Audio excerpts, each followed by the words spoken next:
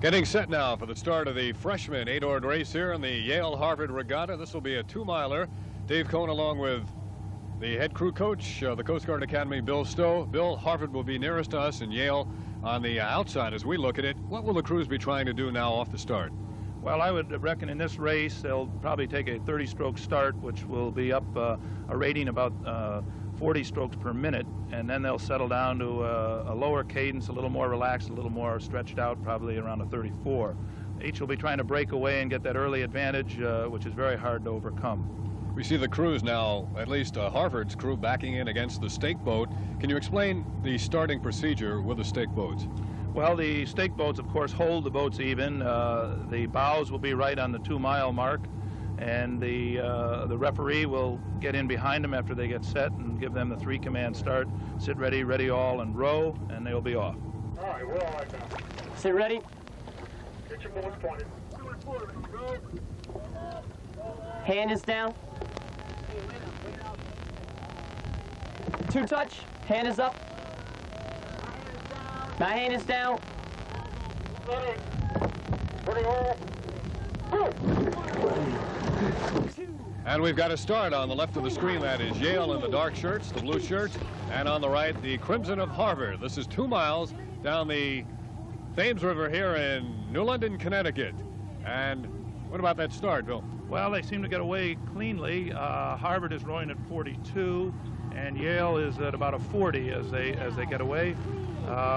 And they're well into it. They both look like they got away cleanly, and it's a fair race. They're about 150 yards now from the start, and we'll follow their progress right down the Thames River here. And it looks as if Harvard has a slight lead right now on Yale. Well, it's very difficult to tell. It's early stages here, and it's anybody's race right up in it. Last year in this race, Yale led, and Harvard took it after about the first half mile.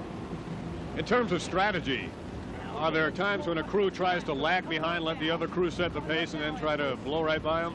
I don't think any crew does that ever, tries to hold back. You may not give it your all, but you do have to pace it a little bit. And right now, I think they have settled into their racing cadence, and they both seem well relaxed and moving along nicely.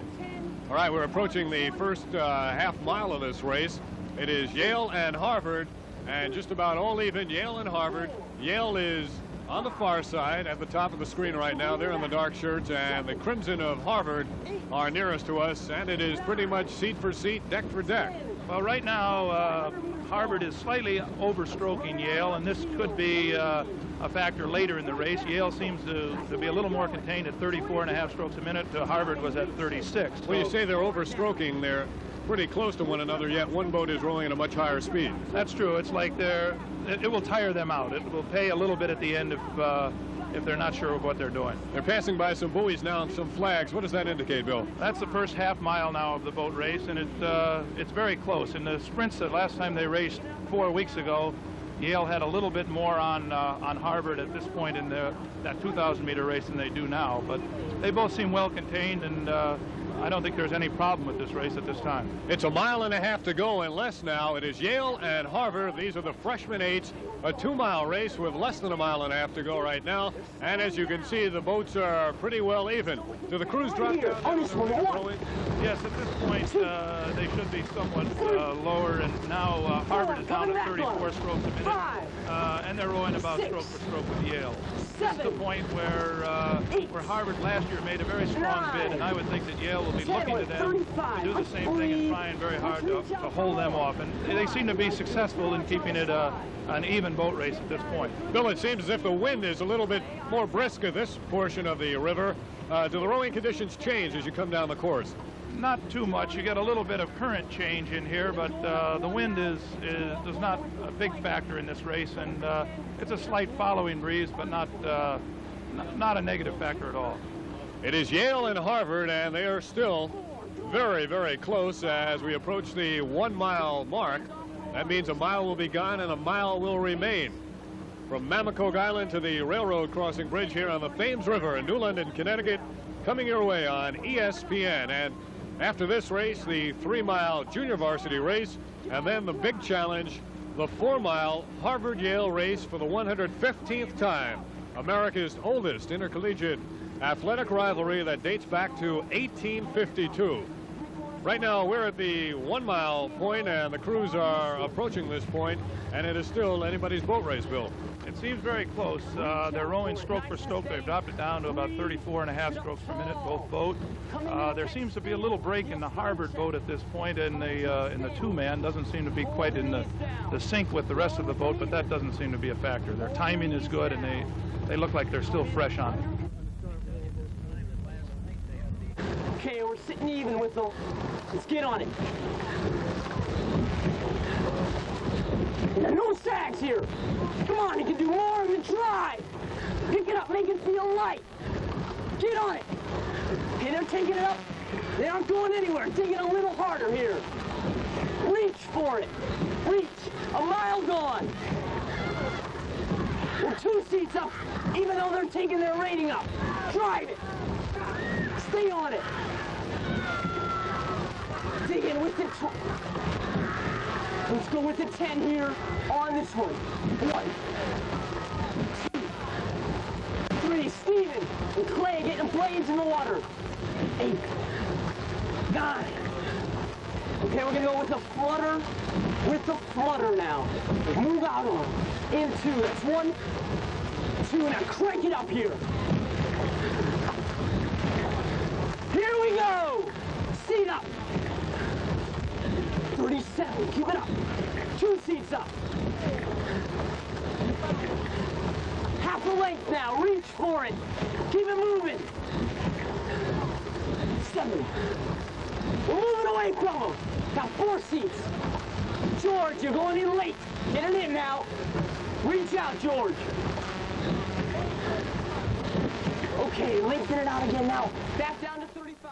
The 6'1", 182-pounder out of Cambridge, Massachusetts. So a Yale man from Cambridge is stroking that boat to a slight lead right now over Harvard. Harvard stroke Alex Chatfield from Boston, Massachusetts. The cox for Harvard is Dan Simon of Evanston, Illinois, and the coxswain for Yale, John Sheffield from St. Louis. Now, how does it look with about a half a mile to go as we move toward the half-mile point? Well, I think Yale is really enjoying that advantage that they have. They're rowing a more relaxed race. They're rowing at about 34 to Harvard was trying to catch up at a 35.5. And I would say that at this point, the Yale boys are smelling that victory, and they want it. They had their undefeated season hurt 3 weeks ago by Harvard, and they want revenge. And it would appear to me that they can smell that finish line, and they're working hard for it. That race 3 weeks ago was at the Eastern Sprints in Worcester, Massachusetts. And at that time, Harvard won by 6 seconds, about a length and a half over Yale. Right now, it is the Yale Eli's in the blue on the left of the screen, leading. Move out on it. In 2. That's 1, 2. Now crank it up here.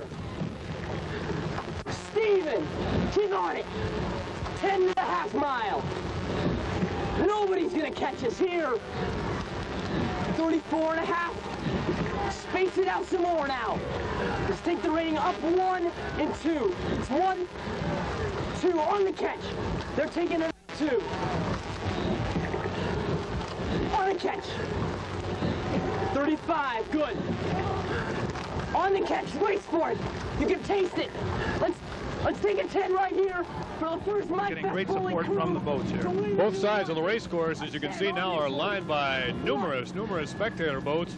The threat of rain and the overcast skies have not stopped the people from coming out and watching this traditional boat race. And this is only the first of 3 you'll be seeing today on ESPN. The freshman 8s, 2 miles, and they're into the final half mile now. And Yale has a comfortable lead at this point over Harvard. How can Harvard come back now? Well, Harvard has tried to take their stroke up, and they're rowing 38 strokes per minute, which is a little bit early to be sprinting. Yale is still at a 34 and seems to be holding them back. So I think they've got a good advantage at this point, and only a crab or only something unusual could possibly have Harvard win this boat race. This looks like Yale's race. Well, the Yale lead now is certainly open water, and Yale being urged on by their coxswain, John Sheffield from St. Louis. The stroke again, Matt Bartholomew of Cambridge, Massachusetts. Harvard trying desperately now in the final 300 yards or so to catch up to Yale. Can they do it? I don't think so. Harvard's gone to 40 strokes per minute, is not making any kind of a dent on that margin. Yale is still at 35. They haven't even begun to sprint. It's definitely open water and then some now as Yale comes into the shadow of the Route 95 bridge, and they'll have to pass under that bridge and then pass under the railroad bridge before they can claim victory over Harvard and avenge their loss earlier this season in the Eastern Sprints. This is a beautiful race. Yale is now beginning to take a stroke up just slightly, but not enough to really... Keep it moving. We're burying them. Keep on it, George. Stay on it. Blade square. Hold it here.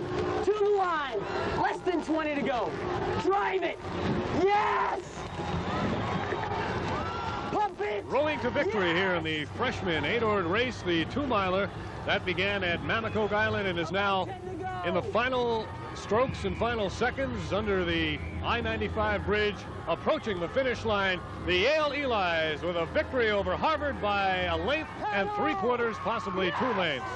The cheer goes up from the appreciative spectators, and Yale has defeated Harvard in the freshman 8 2-mile race here on the Thames River in New London, Connecticut. Yes!